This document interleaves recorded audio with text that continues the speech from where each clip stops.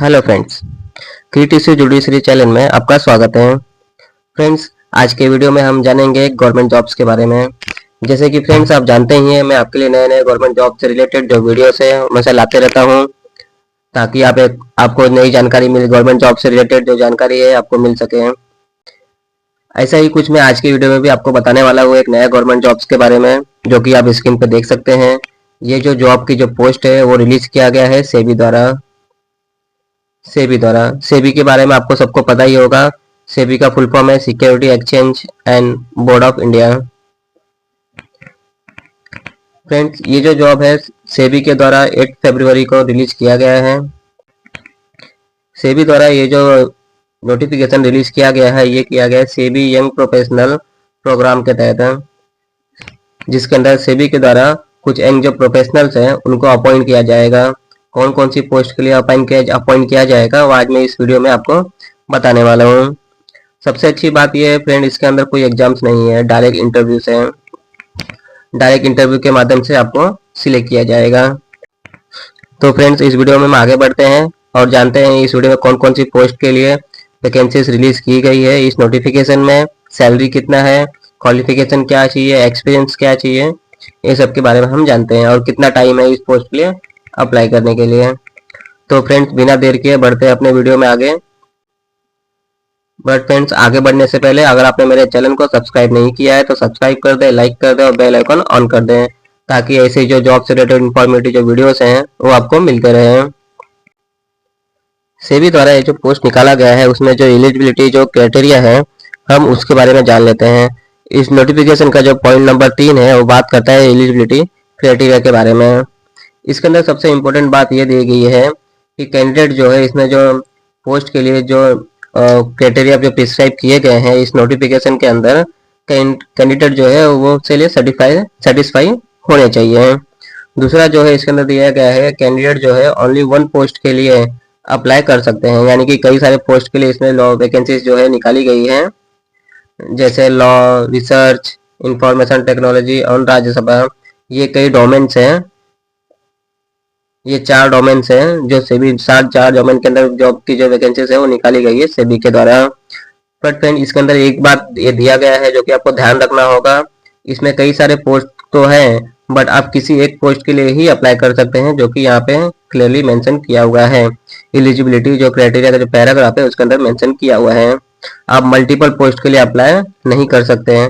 आप इसमें लाइन पढ़ेंगे तो आपको समझ में आ जाएगा कि मल्टीपल पोस्ट के लिए अगर आपने अप्लाई किया है तो आपका कैंडिडेचर जो है वो कैंसिल कर दिया जाएगा, और आपको जब इंटरव्यू के लिए कॉल किया जाएगा तो आप कोई भी राइट्स क्लेम नहीं कर सकते हैं आपके कैंडिडेट से रिलेटेड। और जो बोर्ड का जो डिसीजन होगा वो फाइनल होगा, यानी कि सेबी बोर्ड के द्वारा जो डिसीजन लिया जाएगा वो इनका फाइनल डिसीजन होगा। अगर आप इसके लिए अप्लाई कर रहे हैं तो आप एक ही पोस्ट के लिए अप्लाई करना। फ्रेंड्स, मेरा सजेशन आपके लिए यही रहेगा कि इस पोस्ट के लिए अप्लाई करने से पहले इसका जो नोटिफिकेशन है और एक बार अच्छे से पढ़ लेना, कौन कौन से पोस्ट हैं, क्या है, क्या क्या रूल्स फ्रेम किए गए हैं, वो आप अच्छे से पढ़ लेना और किसी एक पोस्ट के लिए आप अप्लाई कर देना। इसके लिए अप्लाई करने के लिए 21 डेज का जो टाइम है वो दिया गया है 8 फरवरी से। ये नोटिफिकेशन जो जारी किया गया है 8 फरवरी 2026 को जारी किया गया है। उस डेट से 21 डेज के अंदर आपको इस पोस्ट के लिए अप्लाई करना है। उसके बाद आपने अप्लाई किया है तो कंसिडर नहीं किया जाएगा। इस पोस्ट के लिए अप्लाई करने के लिए जो एज और नेशनलिटी जो क्राइटेरिया है हम यहाँ पे दे सकते हैं। यहाँ पे पहला यहाँ पे दिया हुआ है मस्ट सिटीजन ऑफ इंडिया। जो भी कैंडिडेट अप्लाई करेंगे वो इंडियन सिटीजन होने चाहिए, और उनका जो एज है नॉट मोर देन 30 ईयर्स होना चाहिए, यानी कि आपका एज है अप टू 30 ईयर्स होना चाहिए। 30 ईयर्स से ज़्यादा अगर एज है आपका तो इसमें जो भी पोस्ट के लिए वैकेंसी रिलीज की गई है आप उसके लिए अप्लाई नहीं कर सकते हैं। साथ ही इसके अंदर जो कुछ दिए हुए हैं जनरल एसेंशियल स्किल्स हैं, कि जनरल जो इम्पोर्टेंट जो स्किल्स है, जो जरूरत के जो स्किल्स है वो आपके पास होने चाहिए, आपके अंदर होने चाहिए, जिसमें अंडरस्टैंडिंग ऑफ फाइनेंशियल मार्केट है। पहले आपको फाइनेंशियल मार्केट के बारे में समझ होना चाहिए। Analytical ability, knowledge and information technology tools, aptitude and research, और साथ ही oral and written communication skill, judgement and interpretation skill. ये सारी जो चीज बातें इसमें नोटिफिकेशन में दी गई है ये सारे आपको आने चाहिए किसी भी एक पोस्ट के लिए अप्लाई करने के लिए। आपके पास ओरल रिटन कम्युनिकेशन होना चाहिए और plus judgement and interpersonal skill, यानी कि जो भी सेबी से रिलेटेड जो भी judgement high court supreme court के द्वारा रिलीज किए जाते हैं उसके बारे में आपको जानकारी होनी चाहिए। इसमें हम देख लेते हैं कौन कौन से डोमेन के लिए यहाँ पे जॉब जो वैकेंसीज है वो रिलीज की गई है, जिसके अंदर पहला है young professional security market operation. Security market जो है उसके अंदर ऑपरेशन के लिए जॉब वैकेंसीज एक रिलीज की गई है। दूसरा जो है यंग प्रोफेशनल लॉ, यानी कि लॉ के जो ग्रेजुएट्स हैं उनके लिए एक वैकेंसीज रिलीज की गई है। यंग प्रोफेशनल रिसर्च, यानी कि रिसर्च के पोस्ट के लिए एक वैकेंसीज रिलीज किया गया है। नेक्स्ट है इसके अंदर information technology, young professional information technology. SEBI के द्वारा इंफॉर्मेशन टेक्नोलॉजी का जो उनका जो डोमेन है उसके अंदर एक पोस्टर, उसके अंदर भी वैकेंसीज जो है रिलीज की गई है। और इसके अंदर नेक्स्ट जो है यंग प्रोफेशनल राज्यसभा, राज्यसभा जो है उसके अंदर भी यंग प्रोफेशनल के लिए जॉब वैकेंसीज जो है रिलीज की गई है। ये जो डोमेन्स है जो मैंने आपको बताया ये उनके डोमेन्स है, यानी कि उनके डिपार्टमेंट्स है जिसके अंदर ये सारी जो वैकेंसीज है पोस्ट के लिए आपके लिए रिलीज किए गए जो यंग प्रोफेशनल है उसके लिए। एज क्राइटेरिया मैंने आपको बता दिया, 30 अप टू 30 ईयर्स होना चाहिए, नॉट मोर देन 30 ईयर्स है तो नहीं होना चाहिए, उससे ज़्यादा है तो अप्लाई नहीं कर सकते हैं। विद इन 30 ईयर्स आपका 30 ईयर्स आपका एज होना चाहिए। यहाँ पे जो यंग प्रोफेशनल की जो वैकेंसीज आप रिलीज की गई है जो कि डोमेन मैंने आपको बताया, जैसे market of security market operational, law research information technology and Rajya Sabha. इन जो डोमेन है इनका सेबी का, इसके अंदर जो वैकेंसी रिलीज की गई है जिसके अंदर हम पहले अगर देखें सिक्योरिटी मार्केट ऑपरेशनल, जिसके अंदर 40 पोस्ट के लिए जो वैकेंसी सीट जो है रिलीज किए गए, ये वैकेंसी जो है रिलीज किया गया है। लॉ जो रिसर्चर हैं लॉ के लिए जो पोस्ट निकाली गई है वो 13 पोस्ट है, यानी कि 13 ही पोस्ट है लॉ वालों के लिए, जो लॉ ग्रेजुएट्स हैं उनके लिए। रिसर्च के लिए जो वैकेंसी निकाली गई है वो ओनली 4 पोस्ट है, 4 ही पोस्ट है रिसर्च वालों के लिए। इंफॉर्मेशन टेक्नोलॉजी जो है उसके अंदर थोड़ा अच्छा है, 29 पोस्ट के लिए वैकेंसीज निकाली गई है, और जो राज्यसभा है उसमें तो 5 पोस्ट हैं। सबसे ज़्यादा पोस्ट जो निकाला गया है सिक्योरिटी मार्केट ऑपरेशन के लिए 40 पोस्ट है, यानी कि 40 पोस्ट के लिए वैकेंसी इसमें निकाला गया है सेबी के द्वारा। तो हम आगे देख लेते हैं कि इनके अभी जो पोस्ट यहाँ पे जो वैकेंसी निकाले गए हैं उसके लिए क्या क्या क्वालिफिकेशन चाहिए और कितना एक्सपीरियंस चाहिए वो हम देख लेते हैं। पहला जो है यहाँ पे है young professional security market operational. Security market operational के जो पोस्ट यहाँ पे है उसके लिए पहले आपके पास पोस्ट ग्रेजुएशन का डिग्री होना चाहिए, जिसका 2 इयर्स का डिप्लोमा आपके पास होना चाहिए इन मैनेजमेंट के फील्ड में आपके पास 2 इयर्स का डिप्लोमा होना चाहिए। प्लस आपको जो मार्क्स आपको एग्रीगेट जो मार्क्स आपके होने चाहिए वो 60% होने चाहिए। मैनेजमेंट के 2 इयर्स का जो डिप्लोमा है उसके अंदर 60% मार्क्स का आपका होना चाहिए और इक्विवेलेंट टू CGPA।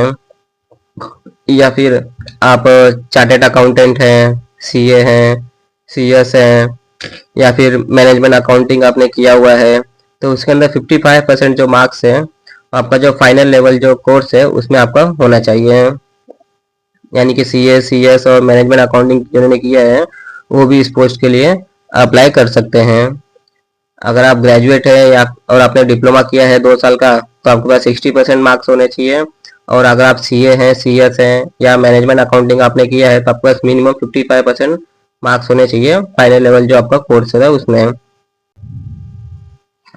और इसके अंदर एक चीज़ दिया गया है, जिन्होंने सक्सेसफुली 3 लेवल्स ऑफ जो पोस्ट है 3 levels of chartered financial analytical जिन्होंने किया है USA इंस्टीट्यूट जो कोर्स होता है USA का, वो अगर आपने किया है 3 लेवल्स का सक्सेसफुल कंप्लीट किया है तो आप भी इसके लिए पोस्ट के लिए अप्लाई कर सकते हैं।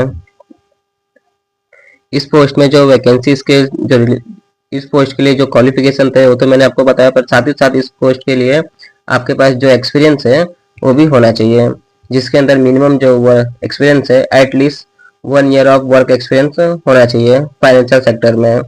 यानी कि किसी भी एक फाइनेंशियल सेक्टर में आपके पास 1 ईयर का जो एक्सपीरियंस है वो होना चाहिए after completion of post graduation, या फिर CA CS CMA या CFA जो आपने किया है उसके बाद। सेकेंड जो पोस्ट यहाँ पे जो रिलीज किया गया है, सेकेंड जो उनका डोमेन है वो है young professional law graduates. Young professional law यानी कि जो लॉ के जो ग्रेजुएट है यंग प्रोफेशनल, उनके लिए ये रिलीज किया गया है, जिसके लिए उनके पास जो बैचलर की जो डिग्री है वो होना चाहिए, जिसके अंदर उनका जो 60% जो मार्क्स है वो होना चाहिए उनके, यानी कि जो लॉ की उन्होंने डिग्री की है उसमें 60% मार्क्स उनके होने चाहिए। और साथ ही साथ उन्हें एटलीस्ट 1 ईयर का जो एक्सपीरियंस है वो देना होगा किसी भी कॉर्पोरेट या सिक्योरिटी लॉ,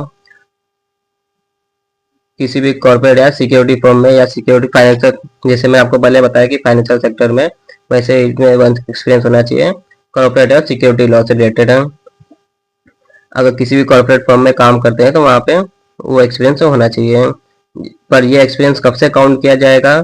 जिस दिन आपकी बैचलर जो डिग्री है वो आपने कंप्लीट किया हुआ है, यानी कि लॉ की जो डिग्री है आपने जिस दिन कंप्लीट किया है उस दिन के बाद से आपका 1 ईयर्स का एक्सपीरियंस वो बस होना चाहिए।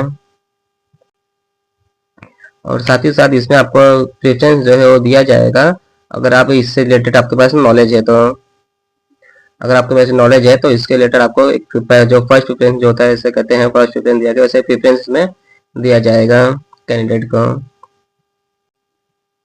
थर्ड जो वैकेंसी है इनका यंग प्रोफेशनल रिसर्च के पोस्ट के लिए है। तो यंग प्रोफेशनल जो रिसर्च है उसके लिए भी पोस्ट ग्रेजुएशन होना चाहिए विद 2 इयर्स डिप्लोमा। आपका 2 इयर्स का जो डिप्लोमा है वो होना चाहिए मैनेजमेंट के फील्ड से, यानी कि मैनेजमेंट के फील्ड से आपने 2 इयर्स का डिप्लोमा किया हुआ होना चाहिए। विद स्पेशलाइजेशन होना चाहिए आपका फाइनेंस में, economic, commerce, financial economic, business economic, statics, economics from recognise और रेपुटेड जो यूनिवर्सिटी से इंस्टीट्यूट से वहाँ से किया हुआ होना चाहिए। इस पोस्ट के लिए भी जो एक्सपीरियंस मांगा गया है वो 1 ईयर का एक्सपीरियंस मांगा गया है, यानी कि 1 ईयर का एक्सपीरियंस इस पोस्ट के लिए भी, अगर आपको रिसर्च के पोस्ट के लिए अप्लाई करना है तो उसके लिए भी 1 ईयर का एक्सपीरियंस आपके पास होना चाहिए। उसके पहले जो लॉ का देखा उसमें भी 1 ईयर से, सिक्योरिटी ऑपरेशन का देखा उसमें भी 1 ईयर से, यानी कि तीनों पोस्ट में 1 ईयर का एक्सपीरियंस मिनिमम आपसे रिक्वायरमेंट मांगा गया है। और एक जो पोस्ट है यहाँ पे young professional information technology, information technology के अगर आप पोस्ट के लिए अगर आपको अप्लाई करना है तो आपके पास यहाँ पे भी दिया गया है any one of following degree, यहाँ के जो नीचे जो डिग्री दी गई है इसमें से कोई भी एक डिग्री आपके पास होना चाहिए विद कितना परसेंट होना, 60% मिनिमम मार्क्स आपके होने चाहिए, जिसके अंदर बीए है, बीई है, बीटेक है, बीटेक इन इलेक्ट्रॉनिक्स है, या फिर कम्युनिकेशन इंफॉर्मेशन टेक्नोलॉजी या कंप्यूटर साइंस में आपने बीटेक किया हुआ है, और या फिर आपने एमएससी किया हुआ है, एमसीए किया हुआ है, एमएससी किया हुआ है आईटी फील्ड से, और एमएससी कंप्यूटर साइंस किया हुआ है आपने, एमबीए सिस्टम किया हुआ है, या एमबीए एनालिटिक्स आपने किया हुआ है, या एमटेक कंप्यूटर साइंस किया हुआ है आईटी रिलेवेंट स्ट्रीम से, या एमएस कंप्यूटर साइंस या आईटी रिलेवेंट स्ट्रीम और इक्विवेलेंट डिग्री आपके पास होना चाहिए। यानी कि इस पोस्ट इंफॉर्मेशन टेक्नोलॉजी की पोस्ट के लिए अगर आप अप्लाई करना चाहते हैं तो आपको ये सारी जो डिग्रीज हैं वो इनमें से कोई भी एक होनी चाहिए जो कि मैंडेटरी है। इसके लिए भी 1 ईयर का जो एक्सपीरियंस है वो आपके पास होना चाहिए सॉफ्टवेयर डेवलपमेंट, प्रोग्रामिंग और साइबर सिक्योरिटी से रिलेटेड। इसके अंदर कुछ स्किल्स भी दिए गए हैं, आपके देख सकते हैं यहाँ पे, जैसे जावा है, एंगुलर है, पैंथोम है, बीपीएम है, और अलग जो वैरायटी के जो नॉलेज है वो आपके पास होने चाहिए। तो अगर आप इंफॉर्मेशन टेक्नोलॉजी से रिलेटेड आप पोस्ट के लिए अप्लाई करना चाहते हैं तो इसमें जो स्किल्स है वो आप एक बार देख लेना। और भी कुछ इसके अंदर दिए गए हैं, और भी कुछ इसके अंदर स्किल्स आप दिए गए हैं जो कि आप देख सकते हैं, डेटाबेस से रिलेटेड जो स्किल्स है वो भी इसके अंदर मांगा गया है। इनमें से कोई भी एक स्किल, इनमें से जो स्किल्स है आपके पास होने चाहिए। नेक्स्ट है अपना यंग प्रोफेशनल राज्यसभा। अगर राज्यसभा के पोस्ट के लिए अगर आप अप्लाई कर रहे हैं तो आपके पास जो क्वालिफिकेशन होना चाहिए, जो डिग्री होनी चाहिए, मास्टर इन हिंदी होना चाहिए, हिंदी में आपने मास्टर किया हुआ होना चाहिए, या फिर इंग्लिश से सब्जेक्ट एट,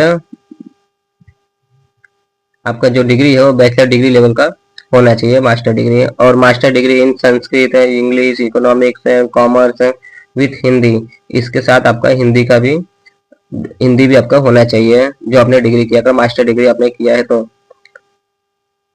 और थर्ड जो क्वालिफिकेशन मांगा गया है, master degree in both Hindi and English translation, इसमें भी अगर आपने किया है तो आप पोस्ट के लिए अप्लाई कर सकते हैं। यानी कि ये पोस्ट के लिए अप्लाई करने तो 3 डिग्री यहाँ पे दी गई है, तीनों में से एक डिग्री आपके पास होना चाहिए विद 1 ईयर एक्सपीरियंस। और साथ ही साथ आपके पास हिंदी टाइपिंग का जो नॉलेज है वो आपके पास होना चाहिए।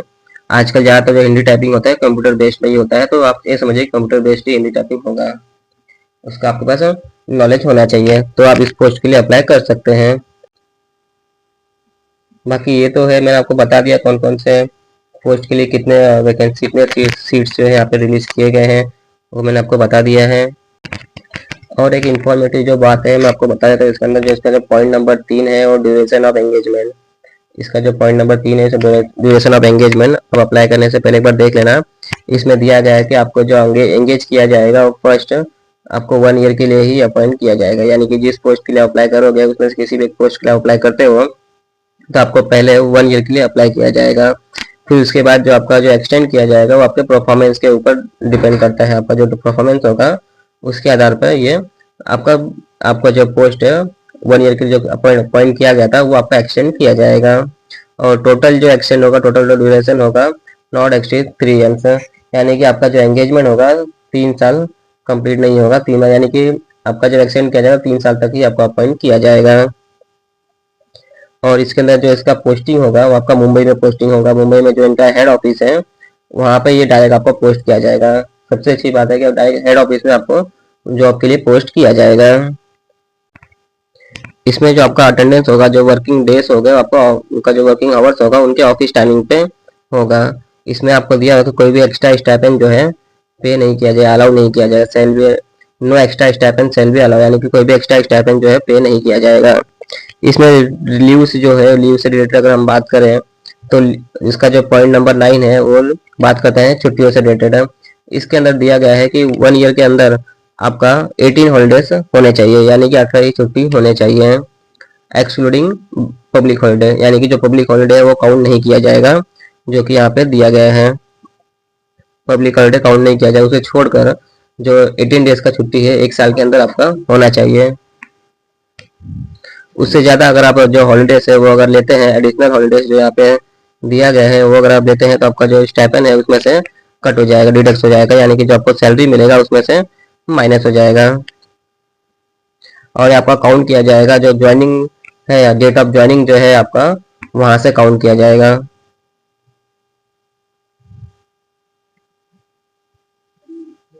इसमें जो स्टाइपेंड और जो फैसिलिटी है वो है पॉइंट नंबर 10, यानी कि इसका जो पैराग्राफ नंबर 10 है उसमें दिया गया है स्टाइपेंड के बारे में। स्टाइपेंड यानी कि सैलरी भी आप बोल सकते हैं। मंथली आपको जो स्टाइपेंड मिलेगा वो 70,000 रुपीज़ रहेगा, पर मंथ आपको मिलेगा 75,000 पर मंथ, जिसमें से आपका जो इनकम टैक्स है और अदर जो टैक्स है वो डिडक्ट होगा एज पर अप्लीकेबल, यानी कि जो भी अप्लीकेबल होगा वो इसमें से डिडक्ट कर लिया जाएगा, जैसे जो भी टैक्स होगा या फिर जो टीडीएस होगा वो सब कट जाते हैं। और जो बोर्ड होगा वो इसके लिए लायबल नहीं होगा, इसमें क्लियरली मेंशन किया हुआ है, वो लायबल नहीं होगा, वो आपके सैलरी में से कट के आपको मिलेगा, यानी कि मंथली जो सैलरी है वो आपका 70,000 है। अब हम आगे इसमें देख लेते हैं एप्लीकेशन और सिलेक्शंस के बारे में। इसका 13 नंबर जो पॉइंट है वो अगर आप देखेंगे तो वो बात करता है 13(1) एप्लीकेशन के बारे में, एप्लीकेशन फॉर्म के बारे में। इस पोस्ट के लिए आपको अप्लाई करना कैसे है, इसमें दिया हुआ है कि जो भी एलिजिबल जो कैंडिडेट है, जो क्वालिफिकेशन जो एक्सपीरियंस दिए गए हैं पोस्ट के लिए, किसी भी एक पोस्ट पर अप्लाई करते हैं तो उसके लिए आपको सेबी का जो ऑफिशियल जो वेबसाइट्स है उस पर जाके आपको अप्लाई करना होगा, जो कि है www.sebi.gov.in। ये सेबी का ऑफिशियल वेबसाइट है। उसके अंदर जो करियर का जो सेक्शन है, यानी कि करियर का जो टैब है, उसके अंदर आपको एप्लीकेशन जो है विंडो मिल जाएगा। साथ ही साथ इन्होंने जो इनका जो नोटिफिकेशन है उसके अंदर लिंक भी इनका द्वारा दिया गया है, प्रोवाइड किया गया है। इस लिंक पे भी जाकर आप अप्लाई कर सकते हैं। इस पर आप क्लिक करेंगे तो डायरेक्ट जो पेज है, जो विंडो है वो आपको ओपन हो जाएगा और आप इसके लिए प्रोसीड कर सकते हैं। साथ ही जो एप्लीकेशन जो विंडो है वो 21 डेज के लिए ही ओपन रहेगा, जैसे कि मैंने आपको स्टार्टिंग में ही बताया कि इसके लिए अप्लाई करने के लिए 21 डेज का टाइम है। फ्रॉम कहाँ से, 8 फरवरी से, 8 फरवरी से ये नोटिफिकेशन रिलीज किया गया है, उस दिन से लेकर 21 डेज तक ये विंडो अप्लीकेबल रहेगा। उसके बाद ये विंडो बंद हो जाएगा, जो कि इसका लास्ट डेट है, जो कि एडवर्टाइजमेंट इन न्यूज़पेपर। यहाँ पे जो सिलेक्शन प्रोसेस जो दिया गया है इस पोस्ट के लिए, यानी कि जो भी पोस्ट इनके द्वारा रिलीज किए गए हैं, वैकेंसी जो रिलीज की गई है उस पोस्ट के लिए यहाँ पे जो आपको अपॉइंट किया जाएगा वो 3 स्टेप में किया जाएगा। पहले जो एलिजिबल कैंडिडेट है वो अप्लाई करेंगे और उनका जो कैंडिडेचर है वो शॉर्टलिस्ट किया जाएगा, यानी कि जो बोर्ड है उनके द्वारा एक लिस्ट रेडी किया जाएगा। उस लिस्ट में जिन लोगों का नाम होगा वो उनको इंटरव्यू के लिए कॉल किया जाएगा। इसमें आप देखेंगे तो 2 टाइप के इंटरव्यू होंगे। पहले तो लिस्ट एक रेडी किया जाएगा, उस लिस्ट में जो कैंडिडेट होंगे उनको इंटरव्यू के लिए कॉल किया जाएगा। और ये जो इंटरव्यू है, पहला जो प्रिलिमिनरी इंटरव्यू जो होगा वो वर्चुअल मोड होगा, यानी कि पहले एक इंटरव्यू कंडक्ट किया जाएगा। जैसे प्रीलिम एग्जाम्स होते हैं वैसे प्रीलिम इंटरव्यू होगा। ये इंटरव्यू वर्चुअल मोड होगा, यानी कि ऑनलाइन कंडक्ट किया जाएगा। दूसरा जो इंटरव्यू होगा वो फाइनल इंटरव्यू होगा, यानी कि वर्चुअल मोड कंप्लीट हो, पहला जो प्रीलिम इंटरव्यू है वो कंप्लीट होने के बाद जो कैंडिडेट शॉर्टलिस्ट किए जाएंगे उन्हें फाइनल इंटरव्यू राउंड पे वर्चुअल जो कंडक्ट किया जाएगा।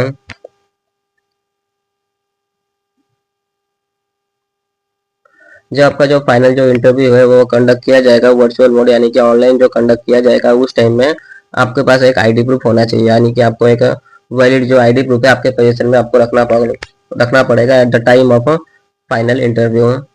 फाइनल इंटरव्यू के टाइम में आपको रखना पड़ेगा फॉर वेरिफिकेशन प्रोसेस के लिए, यानी कि वेरिफिकेशन के लिए आपको एक आईडी प्रूफ आपके साथ रखना पड़ेगा। फ्रेंड्स, इस पोस्ट के लिए अप्लाई करने के लिए जो इसके अंदर जो इन्फॉर्मेशन जो इंपॉर्टेंट जो बातें थी जो भी इंफॉर्मेशन जो पॉइंट है इंपॉर्टेंट पॉइंट्स हैं वो सब मैंने आपको बता दिए हैं। कौन कौन से पोस्ट के लिए अप्लाई करना है, कितना टाइम आपके पास है, क्या क्वालिफिकेशन चाहिए, क्या एक्सपीरियंस चाहिए, और इसकी वेबसाइट्स कौन सी है, ऑफिशियल वेबसाइट कौन सी है, इसमें लिंक है, वो सब मैं आपको बता दिया है। सिलेक्शन प्रोसेस कैसे होगा वो भी मैंने आपको बताया है। इसका सिलेक्शन प्रोसेस, पहले कैंडिडेट को शॉर्टलिस्ट किया जाएगा, उसके बाद पहले प्रीलिम इंटरव्यू होगा वो भी ऑनलाइन मोड होगा, और उसके बाद फाइनल इंटरव्यू होगा। तो जो प्रीलिम में कैंडिडेट जो शॉर्टलिस्ट किए जाएंगे उनके बाद फाइनल होगा, और जो फाइनल में कॉल किए जाएंगे उन्हें अपॉइंट किया जाएगा। यानी कि 2 प्रकार 3 जो स्टेप्स है उसमें शॉर्टलिस्ट किया जाएगा। ये सबसे अच्छी बात है कि इसमें कोई एग्जाम्स वगैरह आपको नहीं देना होगा। कोई प्रीलिम एग्जाम, मेंस एग्जाम, फिर इंटरव्यू होते हैं, ऐसा नहीं है। इसमें डायरेक्टली आपका इंटरव्यू होगा। आप जो पोस्ट के लिए अप्लाई करोगे उस पोस्ट के जो कैंडिडेट से जितने भी लोग हैं उनमें से कुछ लोगों को शॉर्टलिस्ट किया जाएगा। उनके क्वालिफिकेशन, उनके एक्सपीरियंस, उनके नॉलेज के हिसाब से उनको अपॉइंट किया शॉर्टलिस्ट किया जाएगा। बाकी जो मेन पॉइंट्स थे मैंने आपको बता दिया है। इसका पीडीएफ भी मैं डिस्क्रिप्शन में दे दूंगा। मेरा जो टेलीग्राम चैनल है उसके अंदर मैं पीडीएफ आपको अवेलेबल करवा दूंगा, उसका लिंक है मैं डिस्क्रिप्शन में दे दूंगा। आप वहां से डाउनलोड कर सकते हैं। और जो सेबी की जो ऑफिशियल जो वेबसाइट है जो आप स्क्रीन पे देख रहे हैं, इस वेबसाइट पे जाकर भी आप इस लिंक को एक्सेस कर सकते हैं, यानी कि इसका जो नोटिफिकेशन है एक्सेस कर सकते हैं। फ्रेंड्स, मेरा और एक सजेशन रहेगा आपको, जैसे कि मैं हर एक जो जॉब के लिए वीडियो लाता हूँ आपके लिए, उसमें मैं आपको एक बात बताता ही रहता हूँ कि कभी भी आप किसी भी पोस्ट के लिए अगर अप्लाई करते हैं तो उसका जो नोटिफिकेशन है उसे आप एक बार अच्छे से जरूर पढ़ लीजिए। उसको अच्छे से पढ़ने से जो फायदा आपको होता है वो आपको उसमें जो नोटिफिकेशन जो भी रूल्स होते हैं, जो टाइमिंग वगैरह है, क्या क्वालिफिकेशन दिए गए हैं, जो बातें लिखी हुई है, आपको अच्छे से जानकारी हो जाता है। तो फिर आप पोस्ट के लिए अप्लाई करते हैं तो फ्यूचर में कोई भी आपको एरर फेस नहीं करना पड़ता है। तो आप इस पे एक बार जरूर अच्छे से पढ़ लेना, उसके बाद आप पोस्ट के लिए अप्लाई कर देना। बस पोस्ट के लिए अप्लाई करने के लिए 21 डेज का ही टाइम है। कहाँ गया? हाँ, इस पोस्ट के लिए अप्लाई करने 21 डेज का ही टाइम है, जो कि 8 फरवरी से काउंट होगा। ऑलरेडी 8 कुछ दिन निकल चुके हैं, तो आप विद इन 21 डेज कंप्लीट होने से पहले आपको इस पोस्ट के लिए अप्लाई कर देना होगा।